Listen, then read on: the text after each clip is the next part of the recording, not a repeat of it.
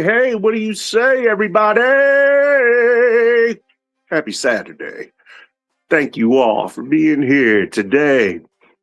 You can be anywhere in the world, but here you are, right here with me, and I thank you for it. Real quick, under Title 17 USC Section 107, allowance is made for fair use purposes such as criticism, comment, news reporting, teaching, scholarship, research. Fair use is permitted by copyright statute that might otherwise be infringing nonprofit, educational, or personal use tips. The balance in favor of fair use. Now that we have that out of the way, let's get that off of the screen. Yeah, I am the Sofa King, Mad Max, and you guys are all awesome, no matter where you're tuning in from. I appreciate you very much. I'm one of the baddest motherfuckers of all time. One of the best singers and one of the best looking motherfuckers you've ever seen. Hold my drink, bitch.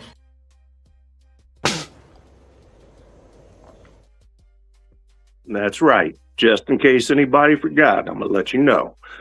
So, I have a lot to say. I have a lot to talk about, and I really haven't said or spoken of it to anyone in years. Not because I don't want to, but because I have been told not to. But there comes a point in anyone's time, in anyone's life, that they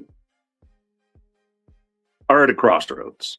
You could either stay silent, stay complacent, and remain where you are, and, let people just assume whatever they want about you, that you're just an angry asshole, or you're just not social, or if you go strictly by social media, God knows what you could think about me. You could think I'm some kind of sick, degenerate, lunatic, maniac, madman, crazy killer.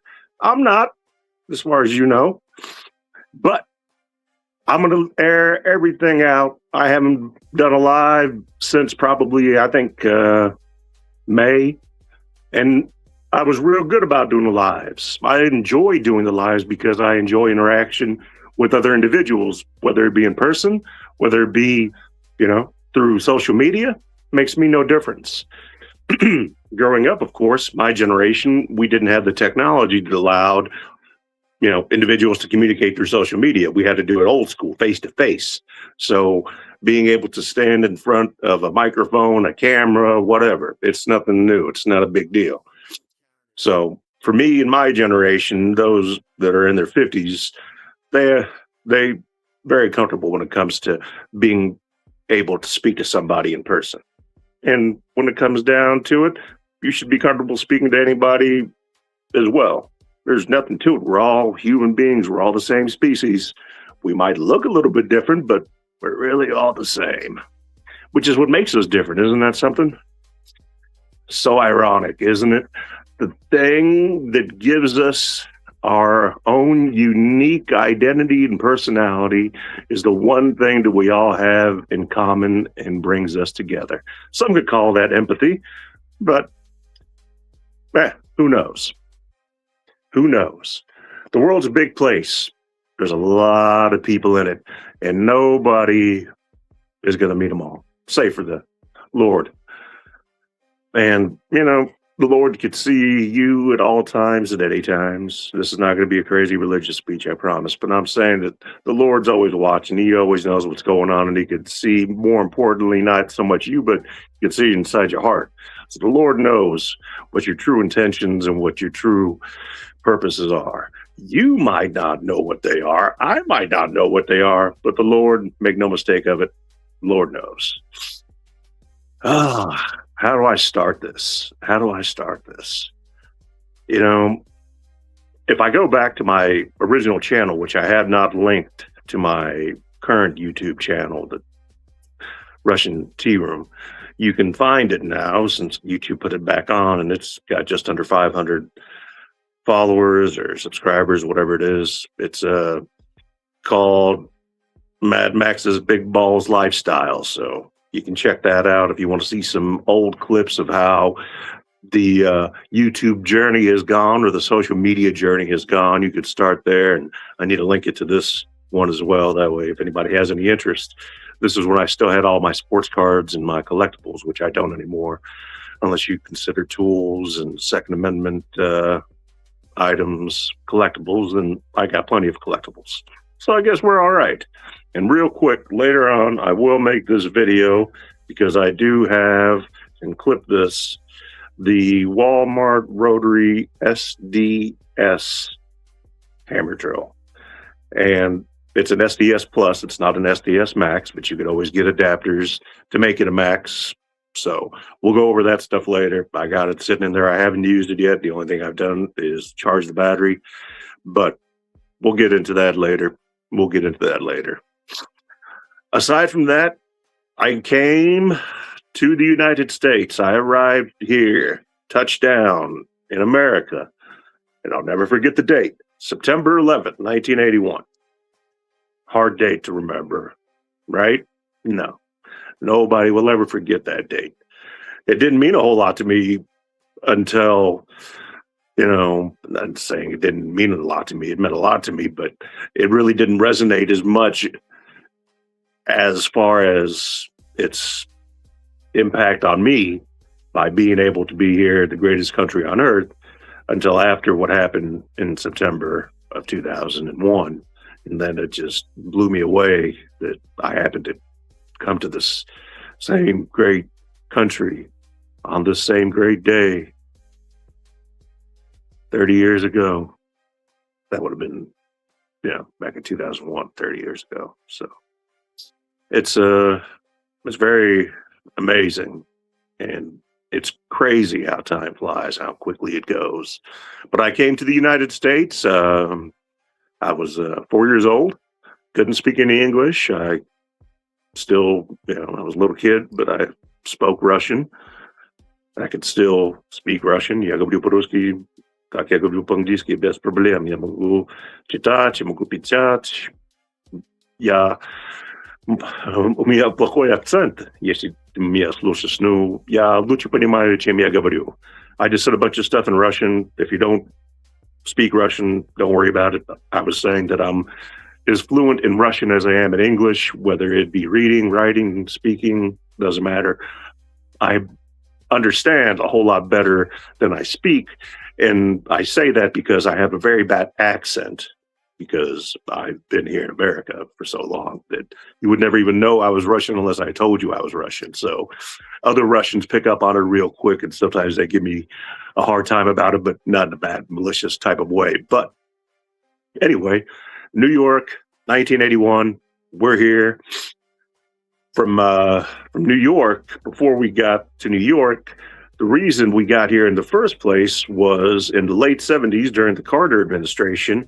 There was a huge grain shortage in the Soviet Union and in the Ukraine, primarily. So at the same time that there was this grain shortage, this food shortage, there was also, and there still will be, and there always will be, persecution of Jews. And, you know, that's not something that's, you know, just limited to Russia or the United States. That's pretty much globally. Yeah, we've, you know, inquisitions, we've been through it all. You name it, they've done it to us. That's okay. Not easy being the chosen people. Nobody ever said it would be. But anyway, before, like I said, got traded for grain. So the persecuted Russian Jews were traded to Israel via the United States, and then the grain was provided to the then Soviet Union. And the persecuted Jews, Russians, were then sent to Israel. So we were in Israel. I was in Israel with my mom, my dad, and my father's mother. So my grandmother on my dad's side. I met my other grandmother once that I actually remember when she came to the United States. And she was a very nice lady. And I'll tell you a little bit more about her in just a few minutes. And I remember when she came to the United States, it was so shocking to her because she'd never seen anything like this before. And at that point in time, when she'd gotten here, I was probably right around 8 years old, right around there. So if you compare it to Russia back then, Soviet Union, totally different worlds. And it wasn't necessarily difficult to come over, but it wasn't easy either. And it was certainly not cheap. So when we got to Israel, my father, he made the decision. We could have stayed in Israel. We could have went back to Russia. We could have went to Mexico. We could have went to Australia. We could have went to Canada. We could have went to Africa. We could have went to plenty of different places. But my dad, he chose to go to the United States. And I'm thankful that he did, because without that decision being made, who knows where I'd end up? Who knows if I'd even still be here? But he chose to come to the United States, and that's where we came. We didn't start off in the Midwest. Originally, we went and lived in New York, Bensonhurst. It's a borough in Brooklyn. I remember it vividly, very well. From Bensonhurst, New York, we went to Skokie, Illinois. From Skokie, Illinois, we went to South Kansas City, Missouri. I lived in South Kansas City, Missouri. And I want to say it was like growing up. That's where I grew up. And right now I'm on the Kansas side, not far from Kansas City. 10, 15 minutes west of state line. So not far at all. Chiefs fan, yes. Royals fan, yeah. Baseball's all right to watch, especially if you want to try to relax and just tune in and tune out to everything else. But growing up, it was interesting because as immigrants, you weren't given anything other than the opportunity to make the best for yourself and the best life that you can. And my dad, he started out as a busboy, worked his way up to a dishwasher, and he landed somehow in the automotive field by pure chance, and it was in the exhaust business. This was in South Kansas City in Blue Ridge, if you're familiar with that area. Doesn't matter if you're not. And it was a muffler shop called A1 Muffler. My dad, he worked there. He learned the trade and became very good at it. It was like natural for him. He could bend pipe just by looking at it and go over to the bender, whether it was a Pearson or a Huff, and boom, bend pipe just like stock. No problem. No pre-bent stuff, nothing like that. And as a young child, I would go to work with my dad. I had friends, sure, we would hang out, we would do things like that. We would ride bikes, we would hang out, we'd get in fights, do stuff like that. But for me, I enjoyed going to work and learning how to use the torches, how to use the welder, how to weld, how to walk the bead, how to use the bender, how to use the tools. And I remember growing up on Craftsman, Miller, S&K, and Snap-on. Those were the big ones. And I remember the Mac guy he was around. Didn't really see much Cornwall guys. Snap-on was everywhere. I still got an old Snap-on clock that was given to my dad that I ended up keeping. But yeah, all that was around. Clearly, there's a lot more available nowadays in ways of tools. But I grew up with, like I said, American made and American branded stuff, Snap-on, Craftsman, SK, Miller, the best welders, by the way. Not saying anything bad about Lincoln, but I'm just telling you, after 35 years in the business, I know. Trust me. Or don't trust me and spend your money and do whatever you want, find out for yourself. That's the best way to do it. Make mistakes, learn, and don't repeat them. Do it. But make sure you can afford it. If you can't afford it, don't do it. Aside from that, going to work with my dad and learning from him and the other technicians that were there is kind of just it there was a connection there. There was a fit, and it was just natural for me, and I gravitated towards it, and I truly loved it. It wasn't, even though I wasn't getting paid or anything like that, I was just working and learning. I was a young kid, but I looked older and I was always bigger. I'm 6'3" and I've lost some weight now on this new Wegovy or Manjaro or whatever the hell they gave me now. So that's good. That's good. Makes it much more pleasant to not be bigger than you need to be. But I've always been a big guy, so not fat, just a big dude. At one point in time, I was, played some sports in high school, did some things, and good sized kid. I'm still strong as all get out up here. Legs, yeah, I don't walk so good, but I don't use that as an excuse either. Yes, I'm disabled and I'm handicapped now, and we'll get to that here shortly as we get there. I'm 16 minutes into telling my life story of nearly 50 years, so it goes at the rate it goes. I don't have anything going on, so it's okay. My caregiver is on vacation, and I have another caregiver. They're okay. I'm okay, so everything's good. My caregiver is my wife, and she has her own business right now. Excuse me.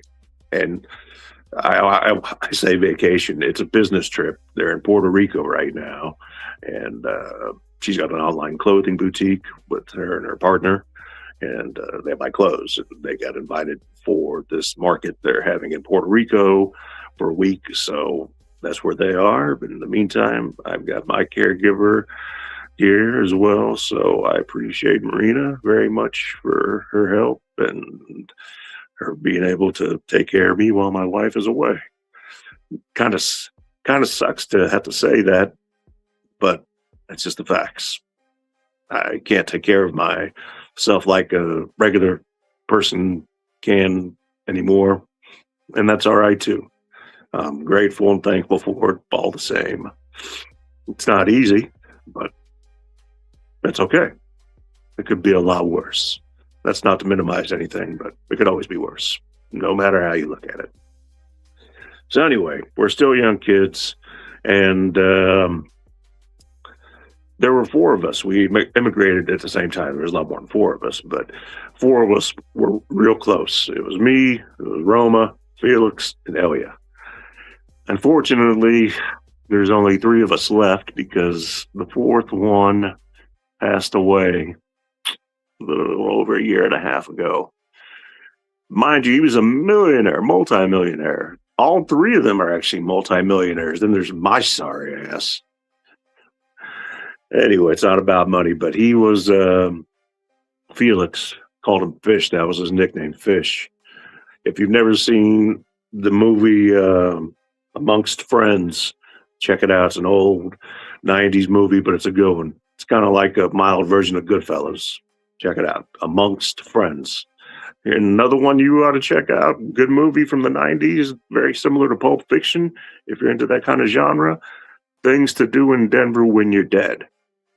Check them out. You won't regret it. You'll probably end up thanking me. So anyway, the four of us, he passed away last year, millionaire, had businesses here, had a mansion here, had vehicles here, moved down to Little Moscow, which is right around the Miami, Hollywood area in Florida. And he bought a $1 million condominium down there. And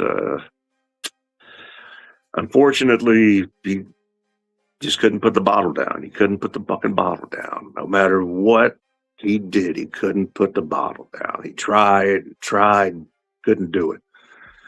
He left this world with 3 children. His children were terrified of him because he couldn't put the bottle down. They didn't want to be around him because he couldn't put the bottle down. He was scared to be around because he couldn't put the bottle down. And it ended up costing him his life. He turned 49 years old on the 28th of January. Okay. On the 28th of February, we were putting him in the ground. So he was 49 for 1 month. And that was it. So all the money in the world doesn't guarantee you health. It doesn't guarantee you happiness. It doesn't guarantee you anything. But we miss him. I miss him. And his children will be taken care of, whether they realize it or not. He did make sure that they weren't going to be left with nothing. Not that he took himself out or anything like that. No, he wasn't planning that at all. Just unfortunate circumstance and situation that happened to take place while he was down there, and it just happened. Alcohol and other medications mixed can be very lethal and very dangerous. So, yeah. But we miss him. We miss him. His kids, they'll learn about him, and they'll hopefully one day learn to appreciate him and understand, or try to understand a little bit of where he was coming from. Because not unlike myself, growing up, we didn't have the best role models necessarily. We had 4 immigrant parents that were essentially all alcoholics. And my old man, yeah, he was probably the worst of them. He was just angry, loved to fight, loved to beat the shit out of me. And for the longest time, I let him. But I was also a little kid. As I grew up and grew older, that stopped. I was on my own at 16. I moved out at 16 on my own. And I got put up with my friends that I had met years ago when we came to Kansas City, originally from South Kansas City. The brothers, Sean and Mark, Tatum and Mersh, love you guys. Unfortunately, Mark, he passed away as well. I found out about that shortly after I had my surgery back in 2023. And I'm not sure how Mark passed exactly. There's different stories about what happened. But I will say that prior to his passing, which is terrible, he was married and he had a wife and he's got children, so his line lives on. But his wife at the time, she was involved in a fatal car accident. And that was about 2 years prior to his demise. So that was 2021. And after she passed away, it was obviously extremely difficult, very traumatizing, very hard. If you've never lost somebody, I don't know. There's no words that I can put together into a word salad to explain it, because it's a feeling that is nothing that I wish upon anybody.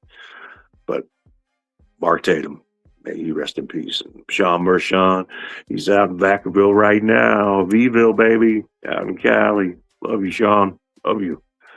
Yeah, the people that took care of me the most, aside from, our close Russian community group, were the brothers. The brothers always took care of me.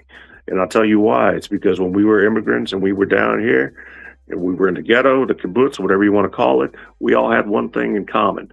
We were all poor as shit. And it didn't matter what color we were. And to me, until this very day, it doesn't matter what color anybody is. I don't care what color you are. I don't really care about what your immigration status is. If you're good person, you got a good heart, I don't care. I I don't care what you look like. I don't care if you got like one, big ear and one little ear, or one big arm, one little arm, or you got a droopy face, you're tall, or you're deformed. No, I don't care about any of that. Looks are skin deep, all right?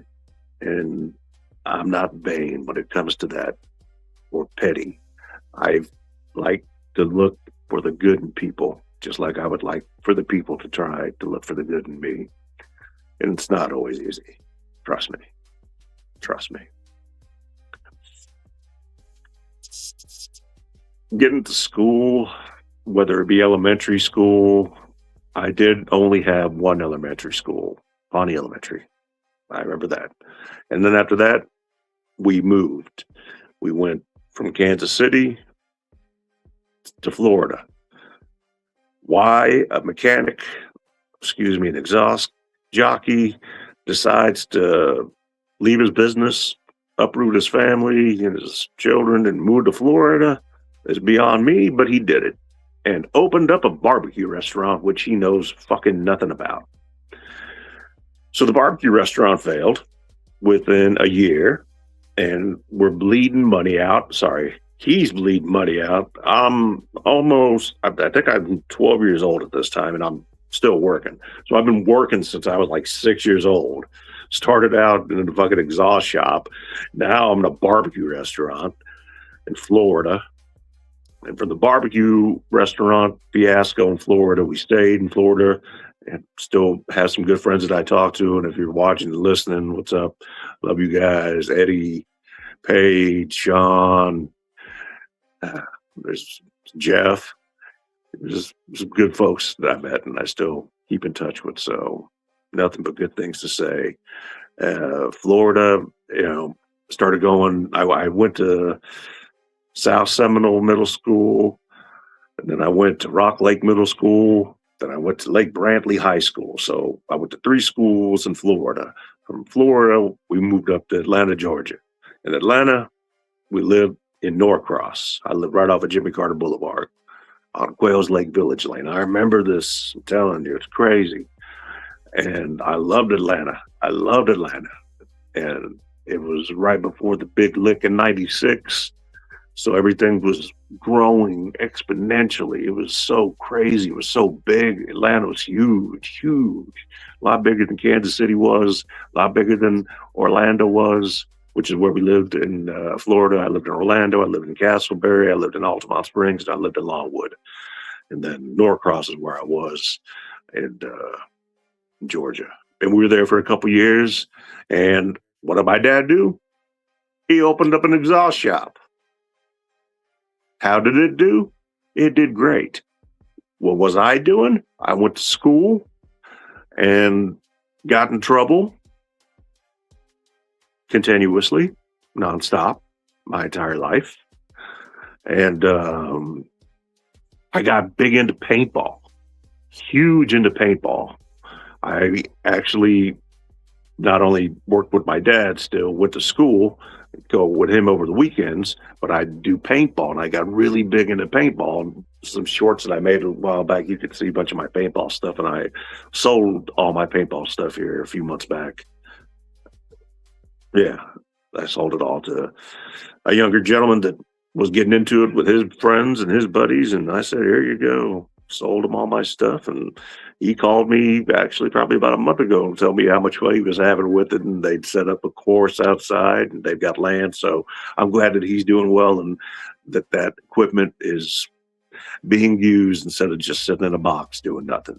That's awesome. So that's great. And I really loved paintball. I loved it. I was a part of the Georgia Hitmen. That was the name of the team that I was on. It was a 5-man team. We do 24-hour games. We go to tournaments, scenario games. Paintball was so much fun. I loved it. It was a lot of fun. Enjoyed it so much.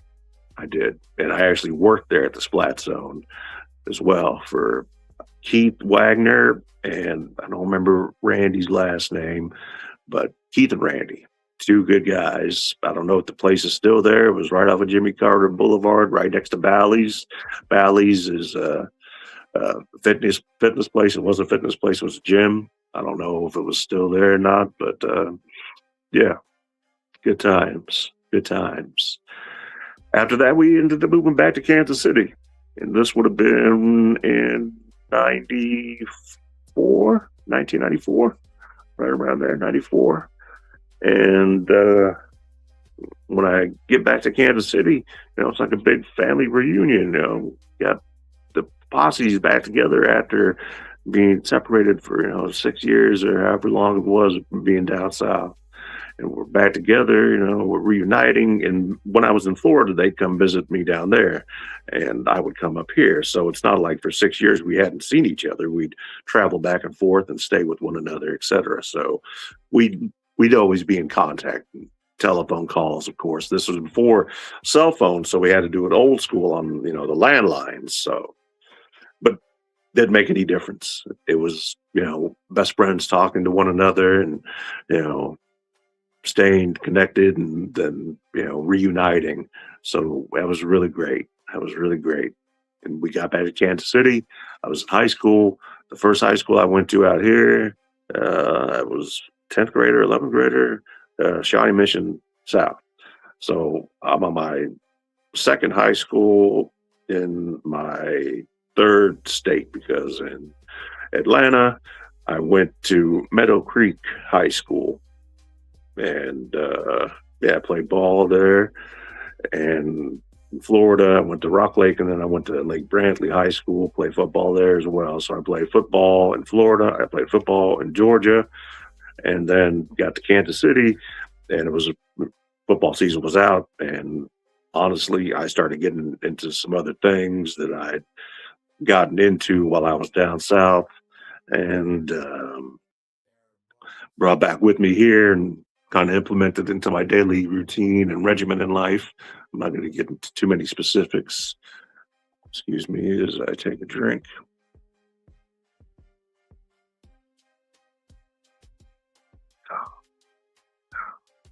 But without getting too specific, I didn't necessarily lose interest in playing sports. I just didn't feel like I wanted to do it anymore, and found other things that were just as beneficial to me as sports were. I also wrestled and I boxed. And aside from that, I played a little bit of softball, baseball. Those are the only sports that I played. But then I was, this was right when I transitioned from moving out. At the same time, I was going into my senior year. And like I said earlier, I didn't have the best relationship with my dad because he was a raging alcoholic. My mom was an alcoholic. And I had a great relationship with my mom. But my dad and I, we butted heads a lot, probably because we were so much alike. And at that point, I was already drinking. So I'd already started drinking. And I probably started drinking when before I was 13. Same with smoking weed. That's the way it was. I started smoking weed. I started smoking cigarettes first. And cigarettes I started smoking when I was still here in Kansas. And it was just us. I remember we found a pack of cigarettes. I remember how we got the cigarettes. We went down to Indian Creek, down by the creek, and we'd smoke cigarettes. No big deal. Not a big deal. I don't smoke cigarettes anymore. Instead, I vape. Not that that's any better or worse. I don't know, but I do it. It's got a low nicotine in it. And you know what? If it gives me a little bit of, fulfillment, satisfaction, whatever you want to call it, great. Fantastic. I'll take it. I'm not hurting anybody but myself. Not that I'm trying to hurt anybody, and that's not what I'm saying. I am just sharing the fact that I'm not advocating that smoking and putting things in your lungs that aren't supposed to be there is a good thing, but I also understand how that happens. So, two sides, every story, every time. Anyway, I started smoking and drinking early age. We all did. And that didn't necessarily help in way of staying out of trouble. No, when that happened, it was like trouble would find you faster or you would find it faster. And generally, as far as progression and severity, it would increase. So you wouldn't want to step your game down, you want to step your game up. You know what I'm saying? You don't want to be a buster. You don't want to be a chump. You don't want to be like Willie Lump Lump. No, you want to be a baller. You want to be a shot caller. You want to be a boss. That's what's up. That's the mentality that I had. That's the mentality that we all had. And that's why three of us are still around. Two of us are millionaires. I'm not the millionaire, though I did well for myself. And that's not a flex or a brag or anything else. I'm super happy for what the guys are doing now. And God bless them. We're all still very close. My wife's partner is actually married to one of the remaining three of us. Her partner is his wife. So, and then the third one of us, he has a chain of optical stores here in the Kansas City area, high-end optical stuff, you know, your Cartier and your Crown Hearts and all that bullshit. Shit that I don't wear because as a technician, I never had to worry about it because I would destroy glasses. It's just not the kind of industry that you would, prissy and wear, $2,000-$3,000 frames and just, you don't do that. No. And I'm not a fashionista trying to impress everybody. I wear regular t-shirts and I'm relegated now to wearing baggy fitting shorts and or pants. But I'll explain that here in a moment as well. We'll get there. We're getting there. I'm trying to do the best I can with this whole storytelling thing. I'm not Mr. Ballin or anything like that. So take it easy.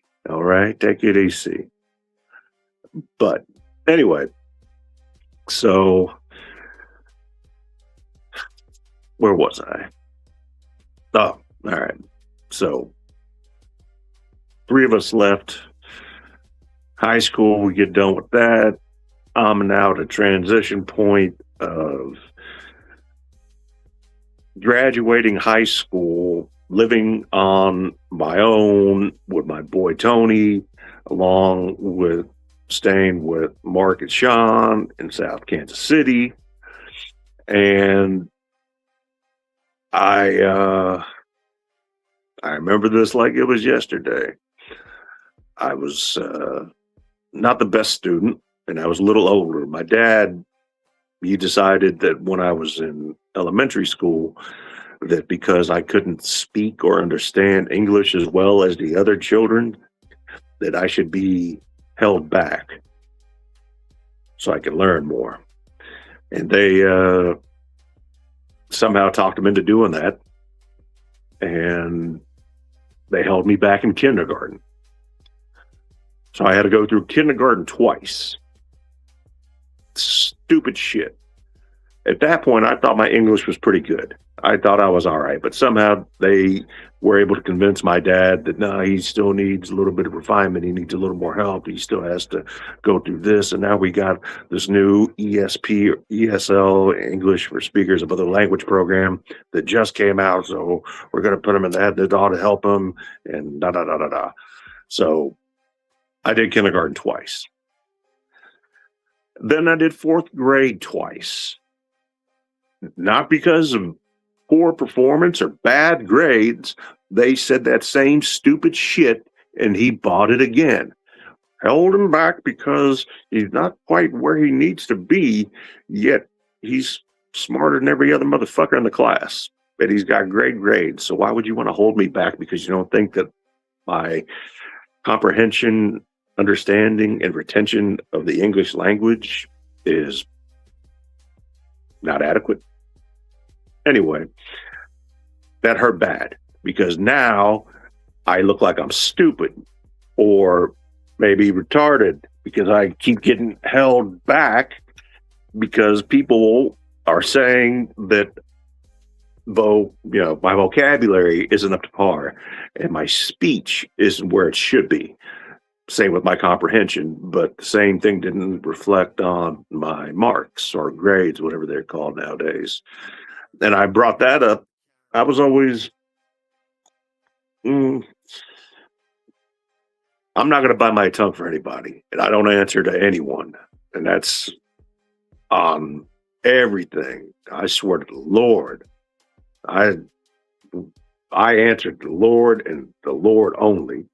Nobody else walking this fucking planet has shit on me. And I don't give a fuck who you are, who your daddy is, who your mama is, who you think you know, who you grew up with. Don't care.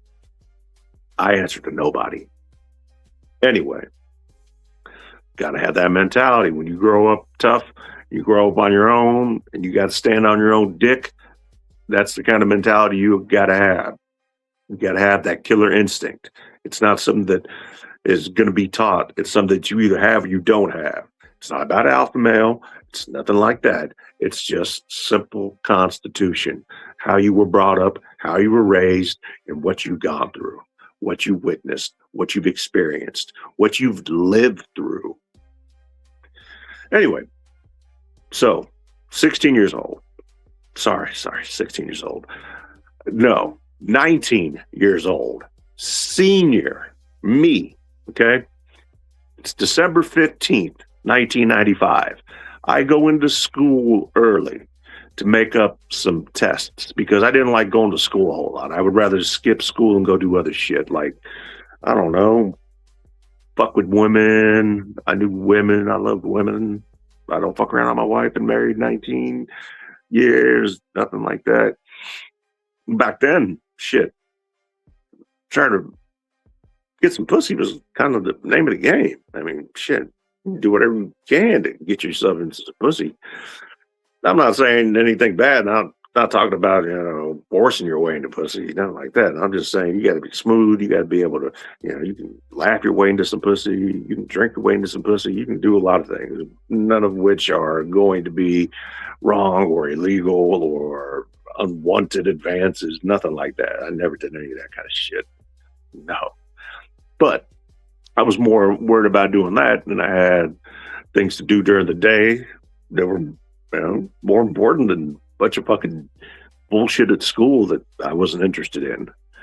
Like I said, IQ wise, I can tell you my IQ is 152, and it's not about being smart, being dumb. It's just, if I'm not interested in something, I'm not interested in it. If I'm not interested, I'm not going to be engaged, and I don't care. But that's just the way that I'm wired. Anyway, December 15, 1995, I went in early, Blue Valley, where the hell did I go? Blue Valley Northwest. I'm a senior. I got to make up this fucking extra work. It's about to be winter break, and I remember the fucking day was beautiful. It was like in the 50s and the 60s. It was a Friday night.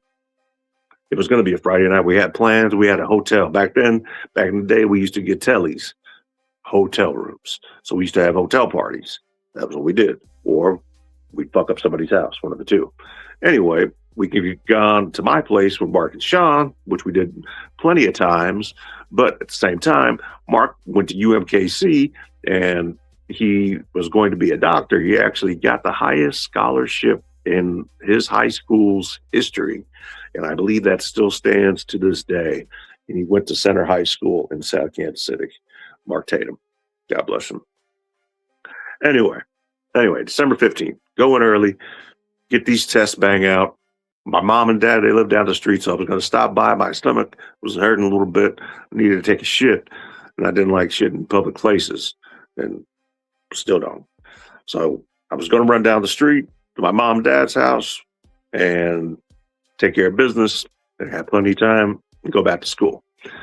It was a 2-lane road, one lane going one way, one lane going the other, okay? So you got one set of traffic going to the school, another lane of traffic going away from the school, okay? No divider in between, no median, nothing. There was also curves and hills. So there were blind spots as it twisted and turned literally like a snake. it made several S's, and it went up and down on inclines. So there were trees and there were blind spots involved.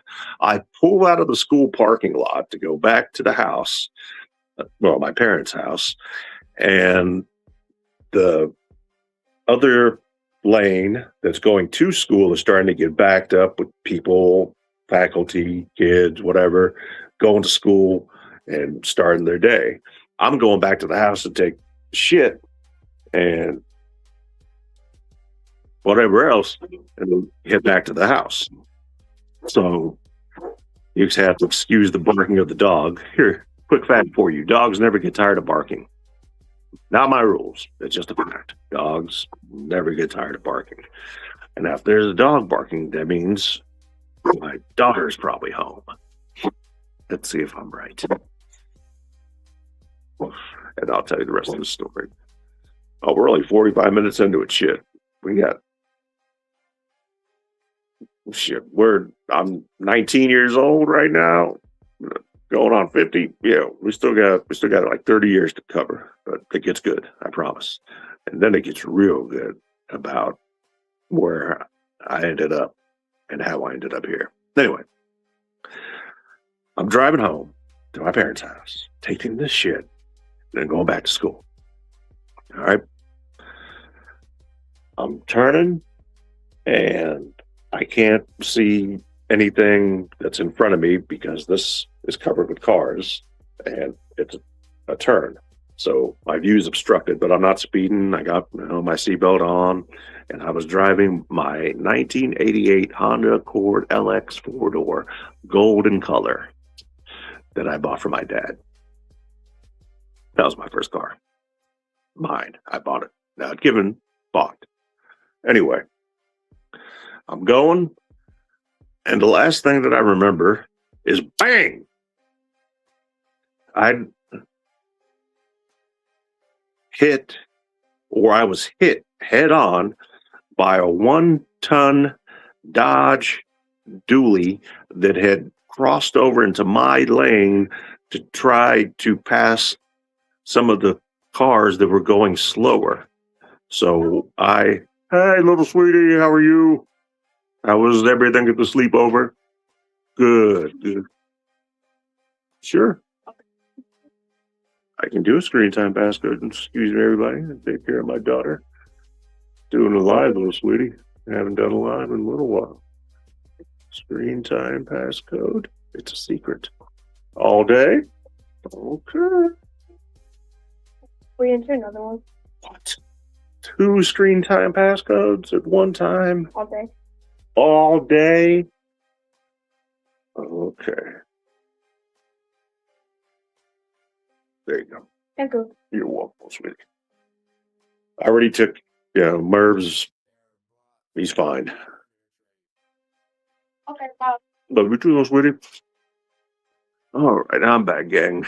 And I was right at my daughter's home, so awesome. They're having a sleepover here tonight, her and her friend Lila. Cool. They switch over sleepovers. It's weird. I don't know. I never had that many sleepovers when I was a kid, but doesn't matter. Anyway, 1-ton Dodge dually hit me. Extended cab. Well, Val. And I never lost consciousness. I never passed out. I flew through the windshield head first. And the dash stopped me because my lower extremities, etc., kept me from flying all the way out. Then I jumped back in the seat. Did that number. I feel wet.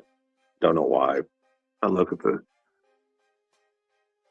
the windshield. I can't see real good. I don't have my glasses. And I see my glasses are inside the windshield. And then I grab my cigarettes, put a cigarette in my mouth, open my door, get out, light my cigarette, start smoking. Then I notice all this blood just pouring down from somewhere. What the fuck is going on? I don't know what the fuck is going on.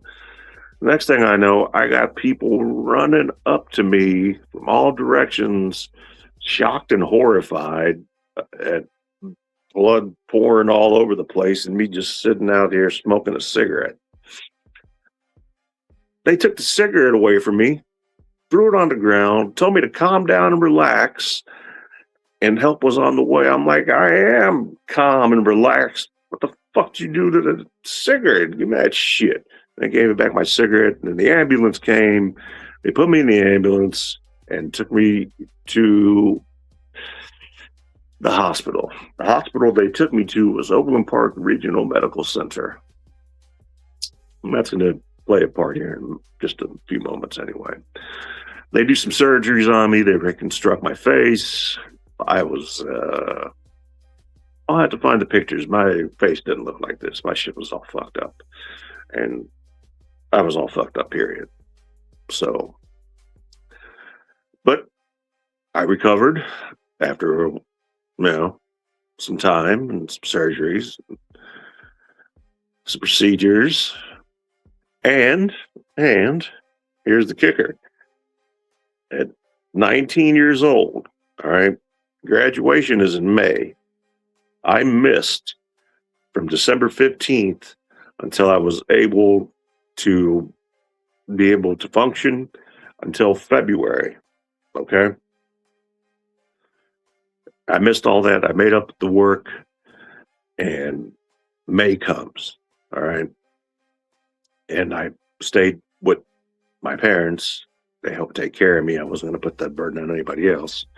And I got a phone call 30 minutes before graduation to let me know that I was going to be able to graduate. Otherwise, I would have been 20 years old and a senior, a second-year senior in high school. Not because I was stupid, not because I was slow, but because of things that had been out of my control. I didn't hold myself back in kindergarten. I didn't hold myself back in fourth grade. Fuck you, Miss Coulter. And I didn't do that. And did I do the best I could? Did I apply myself to my full potential when I was in school? Absolutely not. I absolutely fucking hated school. I'll tell you this right now. And to a point, this is still true. School is for people that don't know shit. All right? School is an institution that teaches you how to be a consumer and nothing else. All right? If you want to know just enough to be a useful idiot, you go to school and that's what they will teach you. Take that however you want. If you want to learn things, you do it independently on your own and you learn it correctly. You can go to school, you can go to college, you can go to university, you can do residencies, you can do whatever you want to do. I don't care what you do. Just do it for the right reason, get the right information, and do the best job correctly the first time, every time. But as far as school goes, elementary school, public schools, no, those are just, they're teaching you how to be consumers without teaching you to do anything that is actually useful to your future. Swear to God. Now, vocational programs, things of a skilled trade, there's more benefit in that, in my opinion, than there is in just the formal school setting, because the formal school setting is absolute horse shit. And that's across the board here in the United States. We have a 75% literacy rate at this point, which means 1 in 4 people can't fucking read. And the people that can read have a literacy rate of a 6th grader. Do you understand what I'm telling you? Does that sound like an education system that is working and benefiting and teaching and putting out the best, most educated pupils? Absolutely not. It's a money grab to get you to the next level of spending, i.e. college, university, etc. I'm not telling you not to go. I'm just telling you to be aware and do what you hear. This is what you need to know. Do what's going to make you money. Do what you enjoy and do what you're good at. If you can find something that meets those 3 criteria, you're golden. You're golden. It'll feel like you never work a day in your life because you will have that much more satisfaction, okay, from something that you truly enjoy doing, which is what I enjoy doing, which was working my hands and repairing things, taking things apart, bringing them back to life, just anything having to do with, you know, whether it be tech and computers, software, hardware, mechanical, automotive, equipment, you know, class 8 trucks, doesn't matter. Alternative fuel, electric, propane, natural gas. I worked on all this shit.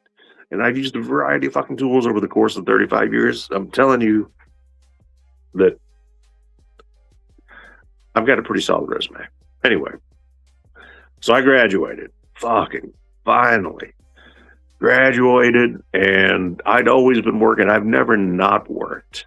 And between me working a regular job in order to get things that I didn't have, like benefits, etc., I worked for UPS. I spent 6 years in the hub. I started out as an hourly employee and worked my way up into management and into full-time management, while also at the same time having a dealer's license in my own business, flipping cars, repairing them. So I was always having something to do. I stayed busy. I was doing things, making moves, making money. However that happened, whichever course, I'm not going to incriminate myself, but if you got to make money, you do what you got to do. So now time moves on a little bit. Here's a funny story. Not funny, but yeah. It was 2000. I remember it was like February 2000. I was working at UPS still, and it was cold as shit. It was a snowstorm, and I was working night shift, and then I would also work so you have different sorts. You have your pre-sort, you have your day sort, you have your twilight, and you have your night sort. And you also have SC, which is basically your hazardous materials as far as UPS goes, or at least this was the way it was set up. So I would work night shift at this point as a full-time supervisor, and then I would work an extra shift, which would coincide with the preload, but I would be the supervisor of SC. So anything that was hazardous materials that had broken apart or was leaking, etc., I was in charge to make sure that that package was properly handled, repackaged, and or disposed of, whatever the case may be and whatever the case may have been. I had dead cats that I saw for lab purposes, just all kinds of weird shit that goes through UPS. You'd be surprised. Yes, there's weird stuff. But I did that, had my dealer's license on my own, had a girl at the same time. I got married, proposed. She said yes, but it didn't work out. We still talk. We're still friends. She lives in Hawaii. I haven't seen her in, I don't know, 20 years. My first fiance, my first true love, I guess, if you want to call it that. Or maybe it was just lust. Who knows? Doesn't matter.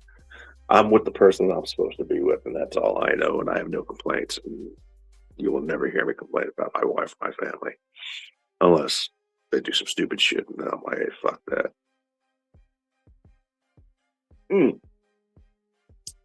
I know what you're thinking. You cuss. I realize that. I'm aware. I do that because it's part of my personality. Do I always cuss? No. Do I feel the need to cuss? No. But I don't have a problem with it. So that's me. If you have a problem with foul language, that's you. We're different. And that's okay. We're an hour into this, and you know what? This is like therapy to me. So let's get into now. We are in our 20s. We've got our dealer's license. We're at UPS. It's February, super cold night, full-time supervisor, short on help. Everybody calls in.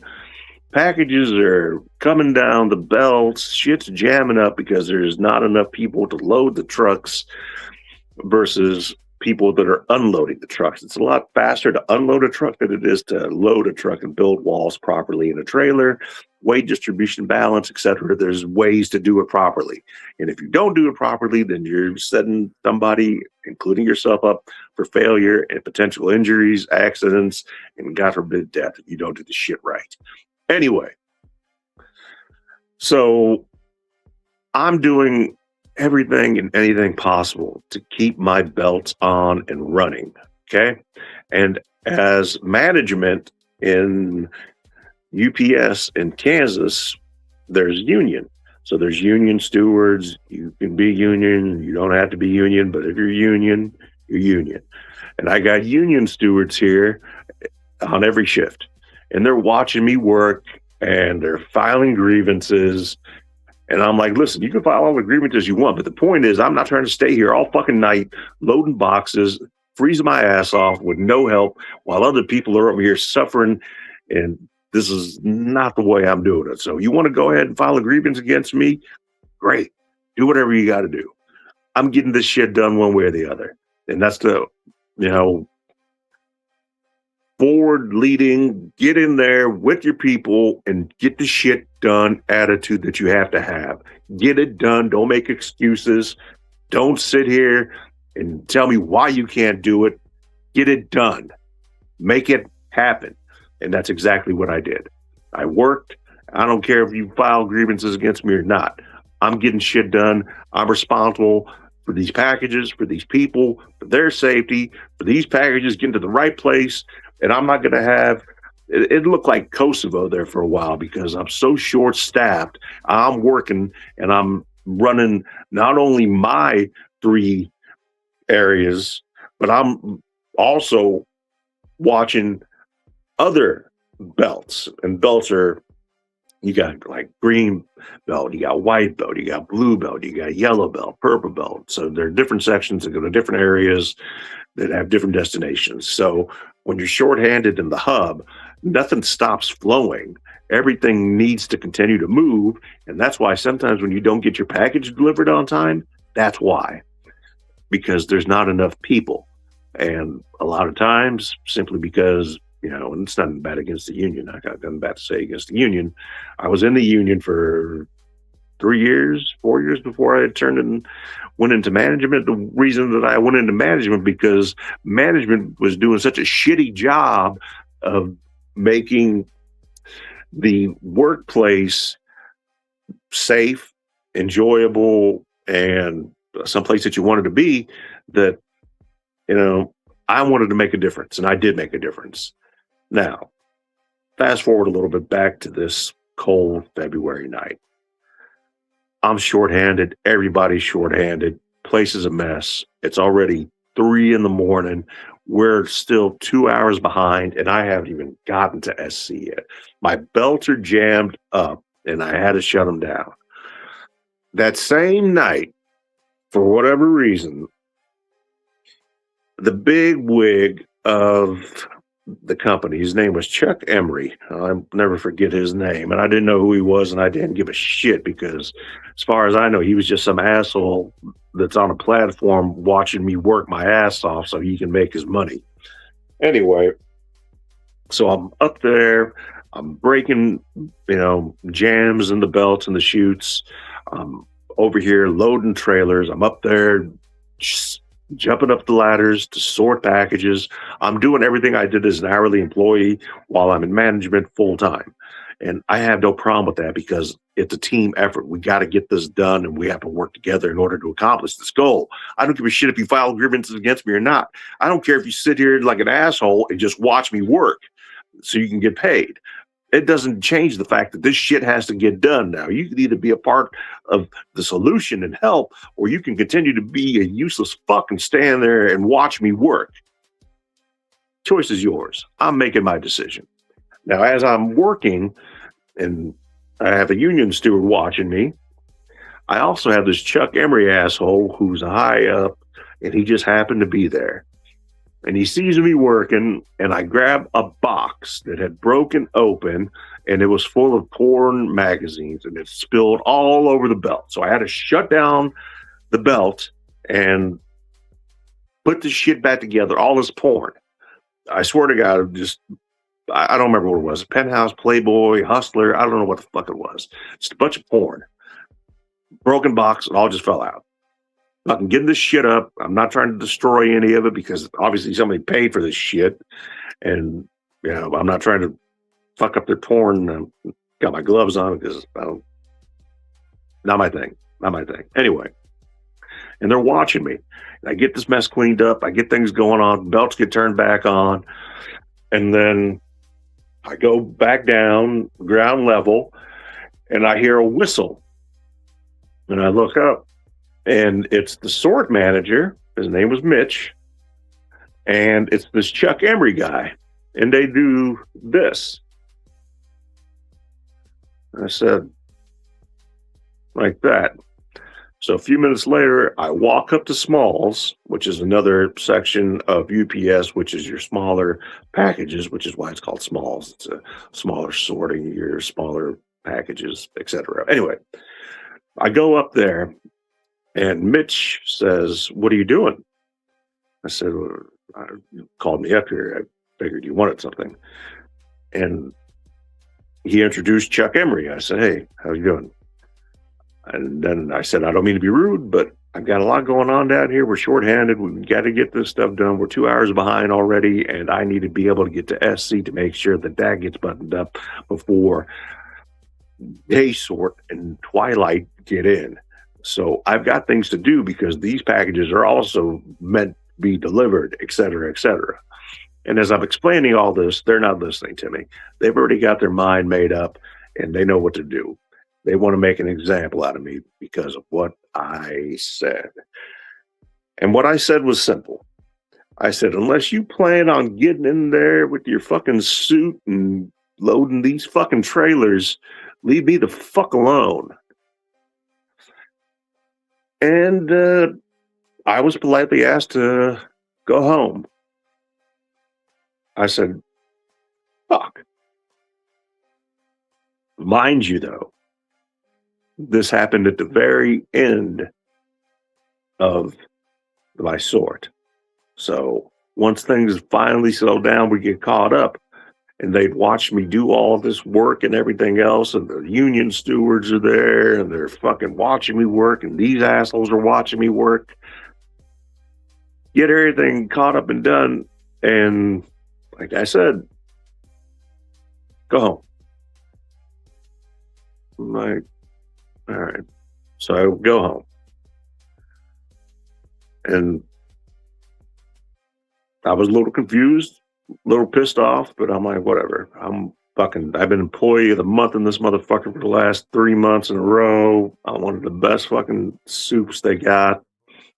People love me because they know I don't give a shit about the rules, and I'm going to make sure that we get things done and everybody's going to be safe and we're going to make it the best work day that we can. Anyway, I got called in a couple of days later. They called me back in. I sit down with this Chuck Emery fucking Mitch, and then there's a couple other guys there. And they gave me a choice. They said, Max, you could go ahead and resign and keep your bonus for performance, or you are going to be terminated. And I said, under what grounds? Well, in Kansas, along with many other states, you can terminate an employee for any reason or no reason at all. So they can make up whatever bullshit they wanted to.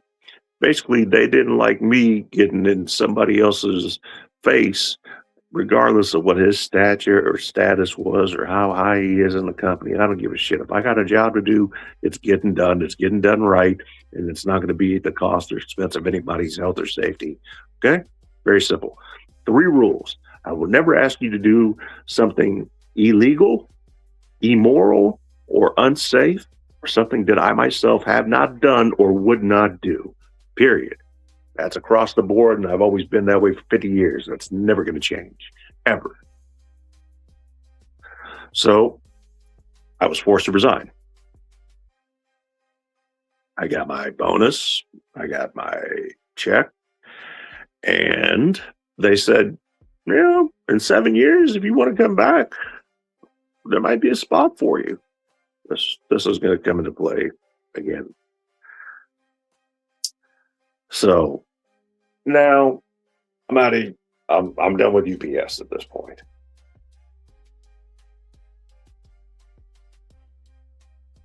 Still got my dealer's license. Still turning a wrench. My dad's got the muffler shop. I go there and work. Also, I want to find a job. But this time, I want to find a job that's completely out of the realm of what I would normally look for. And I'd been in food service before, but I wanted to do something that I can grow and build on. So I wanted my own business. So what do? I go to work for Mr. Good Sense. It's a sub sandwich shop. All right? No big deal. I went to work there, not because it was lucrative money by any means, but because I had an interest and an intention of purchasing one of the franchises. And I knew the daughter of the father, who is the founder of Mr. Good Sense, because it started here in Kansas. Anyway, found a location, worked there. The gentleman I worked for had 4 stores, and one store that I wanted to buy, one which I was 10 minutes of negotiations away from actually purchasing it. So what happened? I'll tell you what happened. I changed my mind. Why?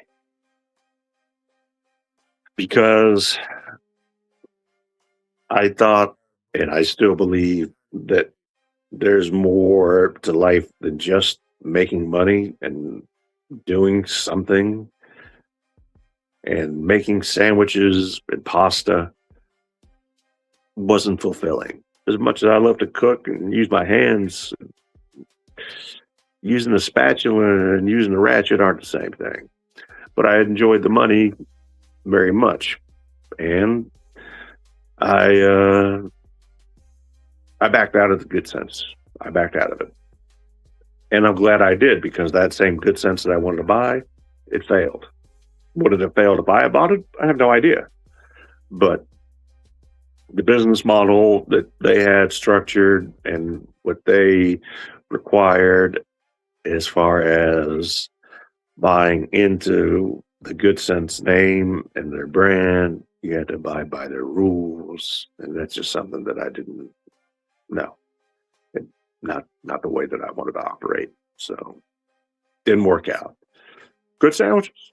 Good sandwiches. I haven't had one in, I don't know, probably 20 years, maybe more.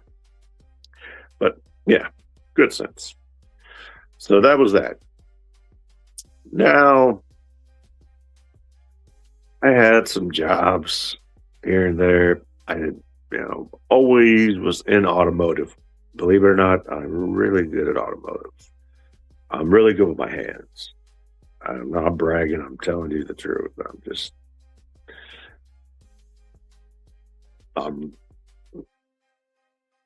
I'm solid. I'm solid when it comes to repair, replacement, restoration, whether it be tools, whether it be automotive, whether it be appliances.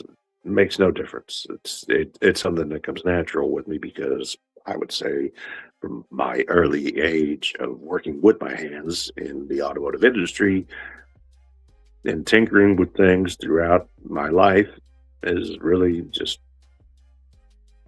opened the door for me to be able to understand how things work and be able to address them and repair them or replace them or find the solution that is best suited and the best fit for the problem. Anyway, with that being said, I continued my journey in way of repair. And by the time I was 26, I purchased my first Goodyear in Independence, Missouri. There's no more Goodyears in Independence, Missouri. I made this work, and I worked with my dad. He was not working anymore. He was just there because he was my dad. He's old, but working with my dad was a blessing. Very knowledgeable when it comes to anything exhaust-wise. But like I said, this man could bend pipe just by looking at it and going to the bender. No problem. And we still have an exhaust shop in Independence, Budget Muffler. It's our building. It's not our business, but our building, our property. So I still have been an interest, a vested interest in that aspect. So that's good. Always good to have property and assets. Trust me on this. So Goodyear worked out well under the Great Recession and Obama and cars for clunkers and just a terrible economic time. We were able to survive and thrive.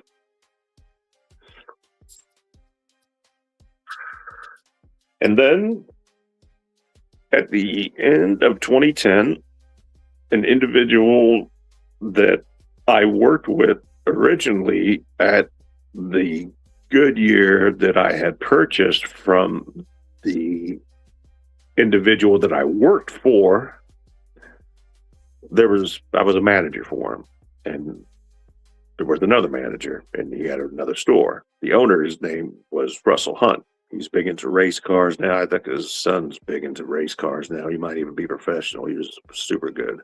But anyway, Russell Hunt, he owned several Goodyears. I bought one of them, and the other Goodyear, another individual that worked with me for Russell at the same time, his name was Rob. Excuse me. He ended up buying another one of Russell's Goodyears because Russell was starting to get out of it and more into the racing with his sons. And he still is, as far as I know, and he's doing great. So Rob bought one of the Goodyears. I bought another one of the Goodyears, and then Russell, he still had 2 or 3 Goodyears left. He was doing fine. And I don't know what he has now. I have no idea. I know that Rob sold the Goodyear that I sold him, and it's now Ridgeline in Independence, and it's, Ridgeline, it's a huge complex of automotive, anything and everything. If you want me to make a video on it, I'll show you what my property used to look like and what it looks like now. And I owned that Goodyear from 2001 until 2011. Sold it. After that, I continued to work on vehicles. Worked on stuff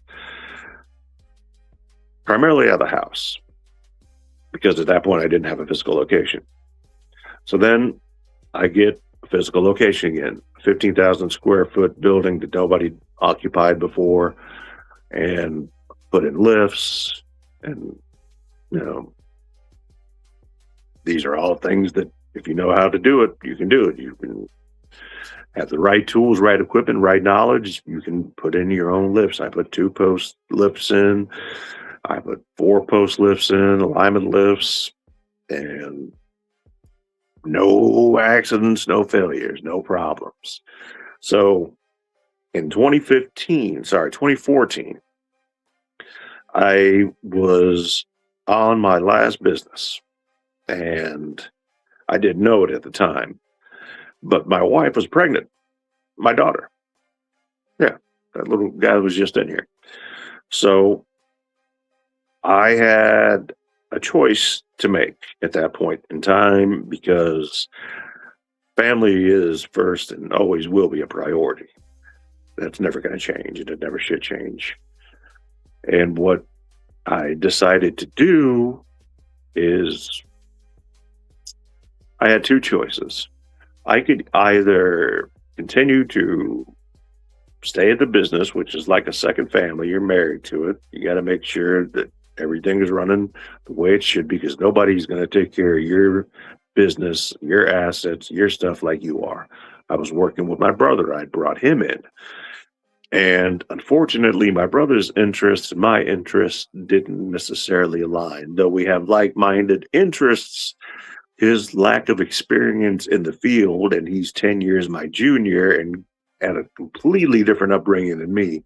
He is not a technician. He is an entry level mechanic at best. It's not a knock on my brother.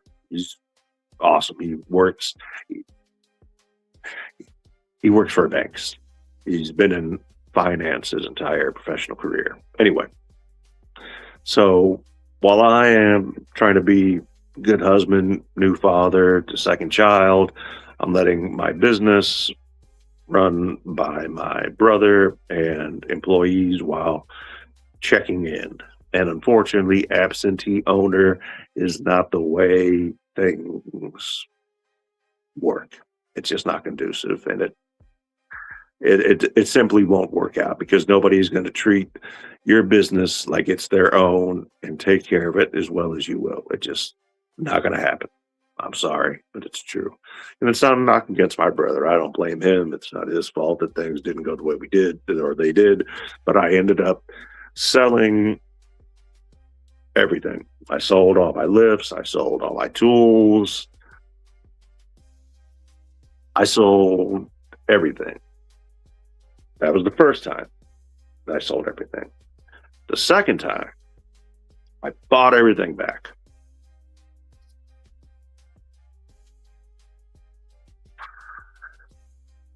Everything I bought back. Not everything, because the first set of tools that I had were enough to fill up a giant U-Haul truck full of boxes, and I had to sit on it for a month while I was waiting for the city that I had opened this new 15,000 square foot repair facility / dealership approved permits, and they wouldn't let me unload this fucking U-Haul. So I had this U-Haul that I had to pay for a month. Was it a Penske? I don't remember what it was. It was one of these. I don't remember. It was either a Penske or Ryder or a U-Haul or something, but it was a big fucking one full of nothing but my toolboxes and tools. Not even any equipment necessarily. No tire machines, nothing like that. Strictly my tools and toolboxes. And I couldn't put them in the garage because there's no room in the garage here at my house. At that point, I believe we were still parking in the cars. And like I said, I do work out of here, but I was very selective on what I would do here at home, because I don't want long, drawn out projects, because that's not what I want to do here. Quick and easy things that are safe. Your brake jobs, your tune-ups, things, small, easy things, nothing crazy.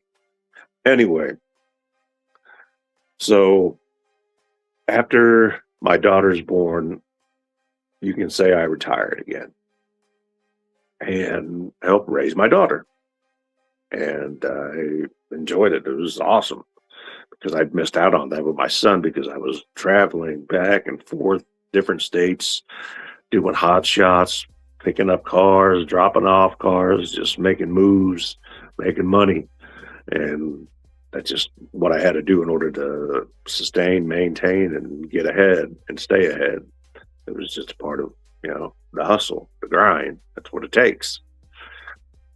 Then, like I said, sold all the stuff. And this was in Greenwood, Missouri, which is right outside of Lisa, Missouri. Nice place, beautiful shop. It was not my 15,000 square foot building. My lease had run out of that one, and I'd moved into this other building that it was close to the same. It was maybe 13,000 square feet, but it had multiple bays, and I was able to put all my equipment in there, and it fit perfect. And above me, I had a apartment, which I also rented out. It was a really nice setup. and I put money into it, getting it all nice and ready. I had storage units there as well that I would rent out, and everything was going great. And this was the Greenwood facility. So Independence, I had the Goodyear. Lee Summit, I had Hillside Auto, which was a dealership and repair shop, 15,000 square foot facility. In Greenwood, Missouri, which is right outside of Lee Summit, I had Greenwood's Complete Car Care. And there was 2 shops in town, mine and another guy that only had one person and did shitty work. So I was busy, doing great, had dealer's license, everything going good. Daughter comes along, I had to make a decision, and I made the right decision because I got an opportunity to help raise my daughter, which I didn't necessarily do, in my opinion, to my full potential with my son. Okay. So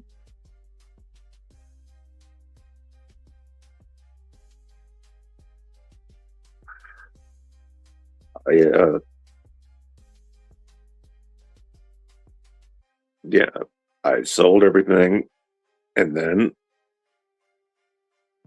my children got older, more independent. My wife's business doing great, and I still had tools here at the house and equipment and things. I had tire machines here, and I have accounts set up with various tire distributors, Community, ATD, U.S. Auto Force, just CWT, TWW. I still have all these accounts, but I don't really do a whole lot with them. I have other connections that make things even easier for me because I don't have tire machines anymore. So I'm not doing that kind of work. I'm not able to do that kind of work anymore. The work I am able to do is on a very slow, limited pace, and that's me. That's just what happens when you're disabled and crippled. But I have to be able to get my steps in and not sit around. Otherwise, clip this. If you just sit around and stay stagnant, you're going to die. You can't just sit around and do nothing. And I'm no different. I'm a warrior. I'm a fighter. And that's never, ever going to change. So as much pain as I might be in constantly. And real quick, I was supposed to have my spinal cord implant stimulator surgery on Tuesday, and I got a call yesterday afternoon saying that my insurance has denied it because they need more information. So now I got to wait even longer, and I don't take pain meds.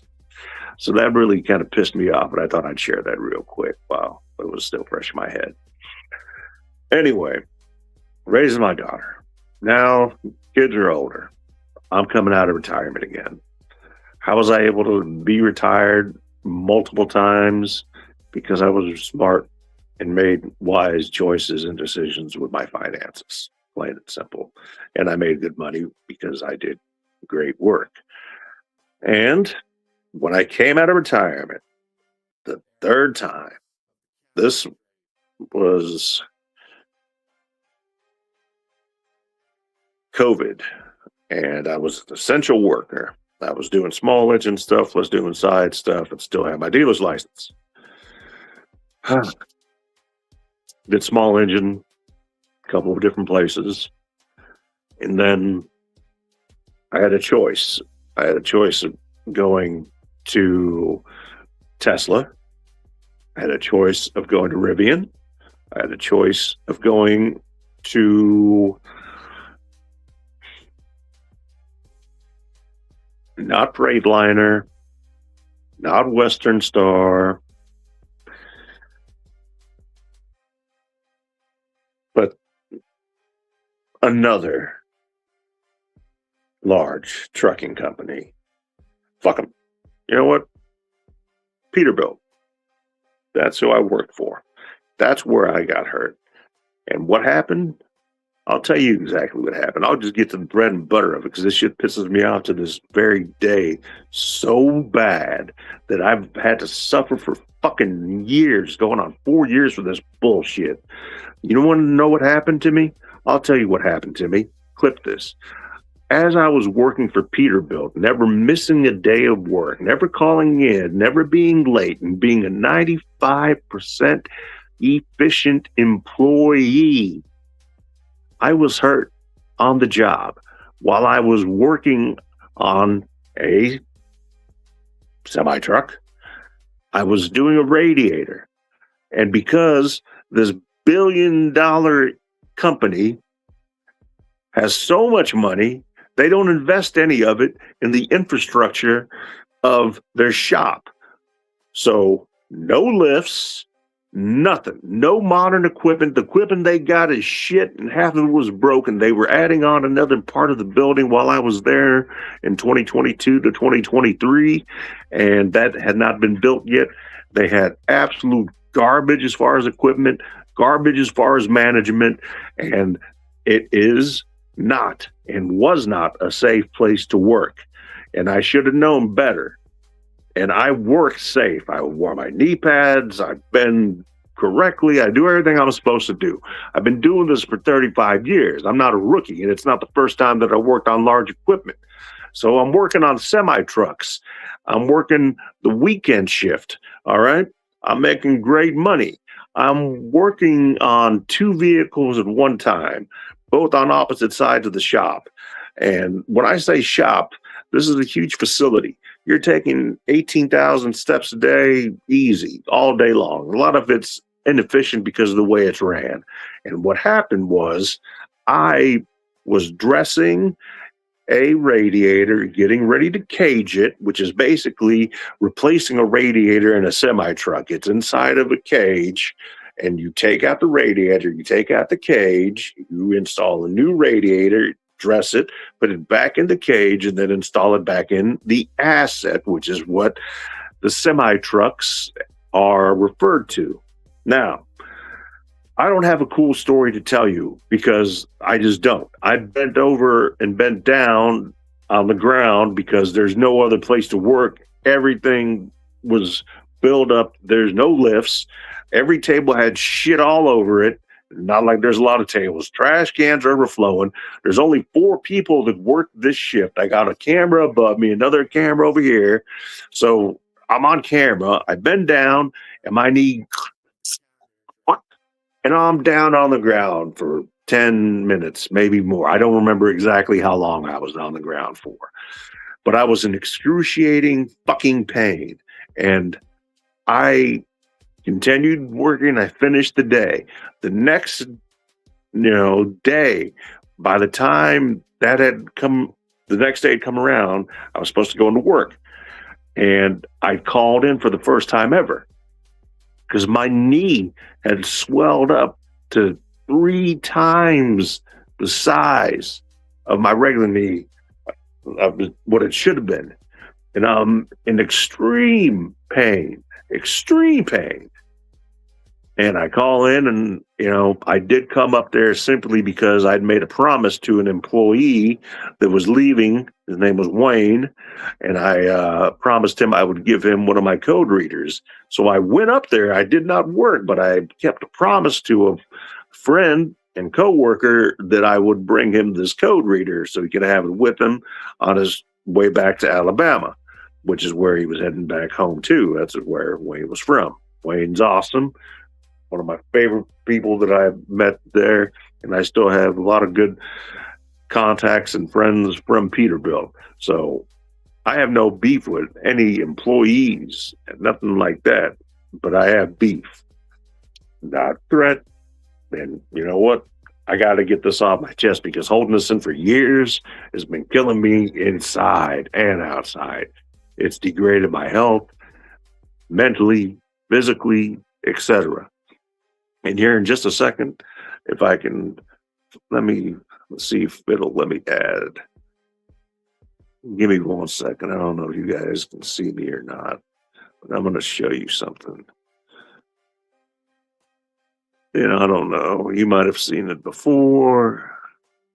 I don't know if I can even find it because I'm not sure where it is. I'm a resilient old bastard. I don't know where it is, but Let me see here. So here. Anyway, I can tell you that right now, my left leg, is twice the size of my right leg. I'm in constant pain. I have a primary condition called FND, which stands for functional neurological disorder, which is then compounded by CRPS type 2 of my left leg. Now, with all of that fun stuff that I just said, as I'm still looking for this picture so you can have an idea of what it is that I'm talking about that I have to deal with on a daily basis. And it's not a pity party by any means. I don't need anybody, nor do I want anybody to feel sorry for me. I just want a little bit of understanding and comprehension and transparency, because I rather be honest with everybody rather than be selectively honest. It's not who I am, and it's not who I've ever been. I'm telling this story, and anybody can, whether the defense wants to try to use it against me, makes no difference. It doesn't change the fact that I got hurt while working for Peterbilt, not doing anything wrong, etc., etc. I have done nothing wrong, and I did not hurt myself. I was hurt due to the fact that Peterbilt is responsible for not having the proper tools, equipment, and a safe work environment to be in. And that is why I got hurt, and why other people that do get hurt don't report it. 100%. I got receipts. And as I'm looking for this, and I'm only going to look for just another minute or two, I'll get to the bread and butter of what it is that I am trying to convey, of what happened and why I have been off social media and haven't been doing a live stream for over a month, since May, basically. And I'll make that short and sweet. So, what happened after that, and I called in, nobody realized it. Even though I reported it, told everybody, contacted my supervisor, contacted the service manager of the facility, did everything I was supposed to do. So there was no doubt, no question, not to mention the camera that caught everything, that clearly I was hurt at work while working by no fault of my own. All right. So then I go through the doctor. The doctor prescribes antibiotics. The antibiotics don't work. We went to a different antibiotic. There was like a 6-pill regimen that was over $3,000, and it did not work. At that point, they did an x-ray, or they might have done the x-ray earlier, and they found that there was a piece of something just floating around in my knee. After that, I got referred to an orthopedic specialist who did an MRI, who found that there was something in my knee and that my bursa sacs were swollen, and they recommended, the doctor recommended a bursectomy, which is the removal of the bursa sacs. So I trusted the doctor and had the procedure done on the last day of March 2023. All right. I don't know if it's going to let me do this, but let me see. All right. It didn't let me do that one, but let me, you know what? I'm not even going to worry about it. I'm not going to worry about it right now because it's not important. I'll post a picture of my big ass leg, and that way you guys can see for yourself. Anyway, so I get this bursectomy.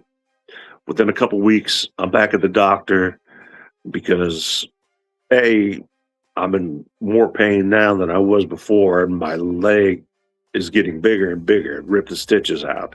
So the 2-week appointment, I'm telling him something's wrong, and he had to re-stitch my left knee all up.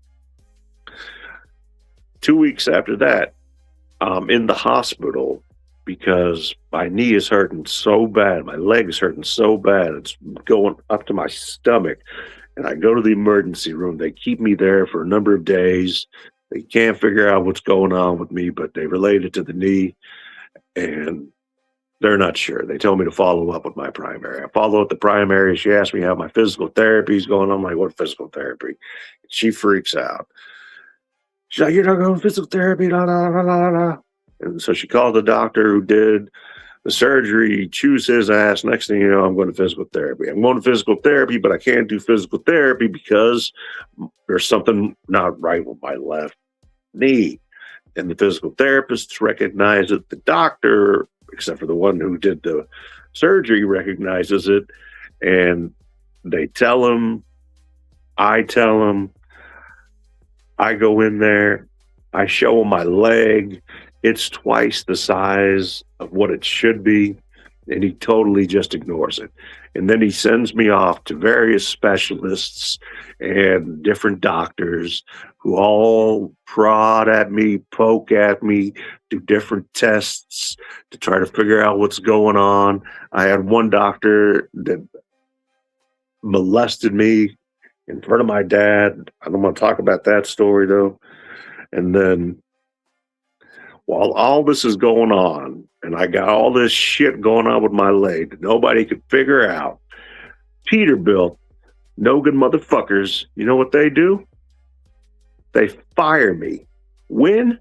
When I told them that they can't figure out what's going on with my leg, and I showed them that they've given me a temporary disability placard. They fired me. You know what that's called? That's called retaliation. That's got nothing to do with right to work or not right to work, fire for any reason or no reason at all. No, that is retaliation 100%. You can't sit here and say, no, it's because he was a bad employee. Well, how is he a bad employee if he was 95% efficient? How is that a bad employee if he's never missed a day? How is that a bad employee if he's never been late? What are you talking about? So I'm dealing with this shit now for the last 4+ years. I won my disability case, and then I got denied the surgery that I've been looking forward to alleviate me of this pain that I've been in for going on 4 years. I haven't gotten more than 2.5 hours of sleep in almost 4 years. You know what that does to a person's mental state? Nothing good. I haven't been able to be intimate with my wife. That means no sex. I don't even jerk off. You know how fucked up that is? And yeah, I'm sharing all this with you. You guys can laugh, you can make fun of me, you can do whatever you want. But remember this, I'm as real as they get, and I don't hold back. And if something's not right and something's wrong, I'm going to let you know. And what happened to me is absolutely a fucking crime. And I hope you guys share this with everybody and anybody. You let them know what happened to Max and why this multi-billion-dollar company can't seem to find any extra money to try to help me out now when they're responsible for what happened to me, to my livelihood, and how it completely changed and ruined my life. Thank God for my family. Thank God for God. And thank God for all of you people that keep supporting me and helping me. It means the world to me. And this last hour and 43 minutes of being able to sit and speak to somebody has helped me out tremendously, because I don't have a whole lot of places to go or a whole lot to do because I simply don't get around very well. And when you're in pain constantly, you're not necessarily motivated to do a whole lot. So I continue to fight and push through the pain. So not to be relevant in social media, I can care less about that shit, but to be able to live, to be able to be here for my family, to be able to survive and get through it. But I need help just like anybody else would. And the Lord, He is my Savior, He is my rock, and He is there for me. The Lord would never put more on me than he knew or knows that I could handle. And I believe that to be true. Everything that I've gone through and go through, I am grateful for, because I know at the end, the Lord will favor me, favor this house, and favor this family in way of retribution and reconciliation and making things right, whether that be completely monetary or otherwise. It makes no difference. And that's not something that I'm just making up. That is something that I can tell you 100% is true. You know why? Because what was done to me was wrong. Everything that happened to me that changed my life medically could have been avoided. If doctors would have listened, if I wouldn't have been terminated for no reason, if I would have been able to keep my benefits, I lost all my benefits. Nothing. I had no benefits. I had nothing. That's what this company did. That's what happened to me. That's why I'm angry. A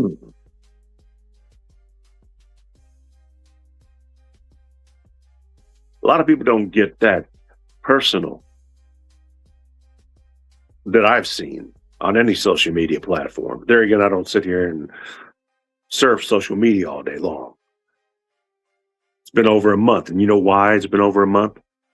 On top of everything else that I got to go through, I've got the psychiatrist, or had the psychiatrist, because I've been on benzodiazepines for my anxiety, probably ever since my mom died in front of me back on the 16th of November of 2020, the first time. Then I had to pull the plug on her on the 20th November 2020. So two very difficult things, and something that,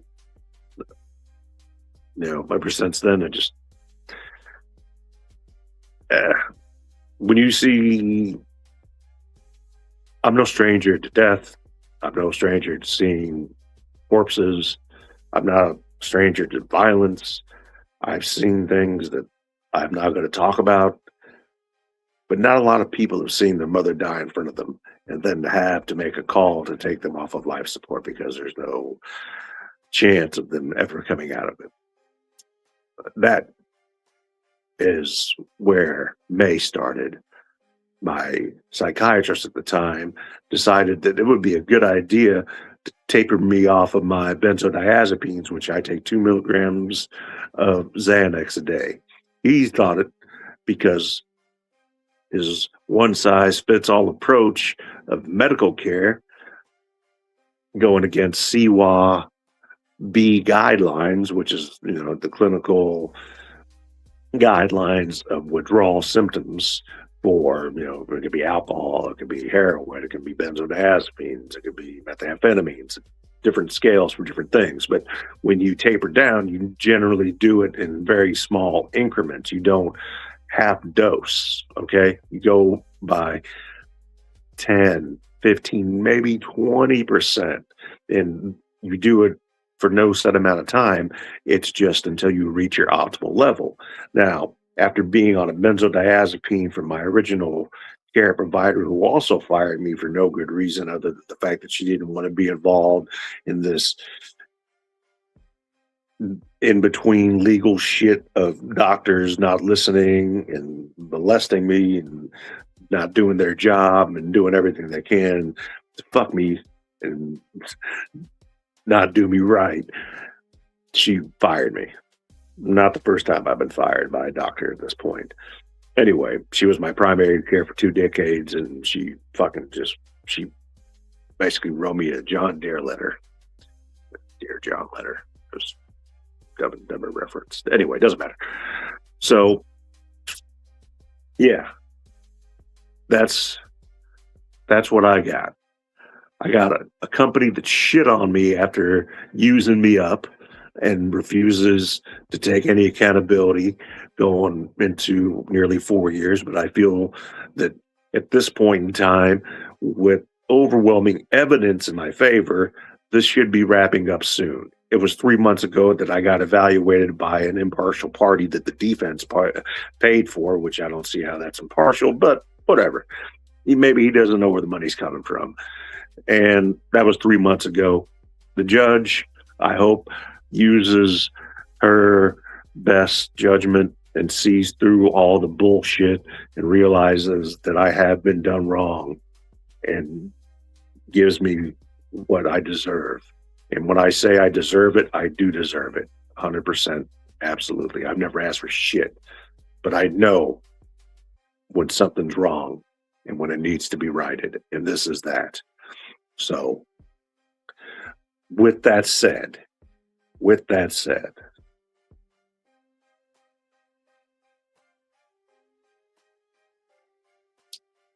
whether this comes back, bite me in the ass, doesn't matter. I had to get it off my chest because I wasn't going to hold on to it any longer. Absolutely not. Absolutely not. My attorney is fantastic. I have nothing but the utmost faith and confidence in him. I have nothing but the utmost faith and confidence in the judge in this case. And fuck the defense. And fuck Peterbilt for how they did me and have done countless others that didn't speak up. And back to why I haven't went on live. And when my psychiatrist took my optimal dose, which took years to establish, which is 2 milligrams a day, I suffered for a month of withdrawal. And I went into the county psychiatric office and told them what was going on. And, I wasn't begging for pills. I'm not, over here I'm not a fucking boofer. I'm not a dope fiend. I'm not a dope addict. Nothing like that. I don't drink. I don't do drugs. I don't smoke cigarettes. I told you about the vapes. But that's it. That's it. Anything that's, that I've got that I ingest or inhale or take is prescribed by a medical doctor. And what that piece of shit did to me is put me in withdrawal. Seizures, convulsions, sweats, super anxiety. I couldn't even so much as want to leave the house and do anything because of that. And then when I tried to get a hold of him and let him know what was going on, he put me on the back burner and pawned me off on one of his, not medical assistants, but office managers. That's how good of a doctor he was. So after having been dope sick for a month and then tapering myself back up to my optimal dose after not having listened to Dr. Dumb Shit, and his name is Rahib Shagab. I don't recommend him. Fuck that guy. That is why I hadn't been on, because dealing with that and then dealing with the bullshit that the city of Overland Park, without any proof, accused me and my son of being involved in an accident that we were never involved in, stressed me out, especially after I and the insurance company sided with myself and my son. But when it comes to the city, they just want money. They don't give a shit about facts. They don't care that there's no physical evidence, no video evidence, no evidence of any accident, no witnesses, no proof whatsoever. But me having a letter from the insurance company, the other individual's insurance company siding with having to go through a third party who sided with me based on the fact that there is evidence to support the claim that we were never involved in any accident. And then I didn't cooperate because I don't know who the fuck private number is, and I got to pay for that. And then I had to pay another, $1,500 for a lawyer for my son, another fucking $1,000 fine and restitution to this asshole. His name is Garrett Moe or Mo Garrett. Fuck that guy. He's a piece of shit. Former military. Not all military ex-members are good members. He's one of them. Fuck him. He's a piece of shit. And for, knowing that there was no accident, still allowing it to go on and taking money off my fucking family's table, fuck you. Kiss my ass. Ninth commandment. thou shalt not bear false witness. All right. And then remember what Romans said in the Bible, for the penalty of sin shall be death. Not threatening this dumbass. I'm just letting you know. Old Testament, God is not one you want to fuck with. You can fuck with me. I can take it. Trust me. But you don't want to fuck with me. Not a threat. Anyway, that's all I got. That's all I got. I had shitty doctors. I went through withdrawal. I've been in constant pain. Now I got an operation that has been postponed because who fucking knows why. Denied by insurance from a company that is supposed to be helping me, helping the disabled, helping the handicapped. But that's not the way it works. Welcome to the greatest country on earth. Don't think I'm being facetious when I say that. Even the greatest country on earth has problems, and they need fixing. We can't do it alone. We need to work together. And you know what? I'm just one man, one voice. Maybe others have the same type of feelings that I do. I have no idea. But I can tell you what, I am a fighter. I'm not a quitter, not a whiner. I'm not a pussy. I'm not going to give up, and I'm never going to surrender. That's the facts. That's the truth. And that's what I stand on. This is Mad Max. I thank you all for joining me. I greatly appreciate the opportunity to earn and keep your viewership. I thank you for listening to me, and I wish you all nothing but the best. May God bless you and your families. Take care, and I'm going to be back more consistently, and I'll be back later tonight. Clip this with a video of the Hyper Tough SDS Plus hammer drill with additional accessories. So we'll have at least one more video later on once my legs feel better and I'm able to walk like a human again. Anyway, I love you guys, whatever platform you're watching, tuning in from. I greatly appreciate it very much. If you want to subscribe, great. If you don't, great. If you like it, great. If you don't like it, that's okay too. There's no pressure. This is a low pressure type of place, and I greatly appreciate engagement. So any comments, questions you want to throw my way, please feel free to. I'll gladly address them all, as I always do. Anyway, this is your boy Mad Max with the facts. This is the So Fucking Great variety show in the Russian Tea Room, and I'm out.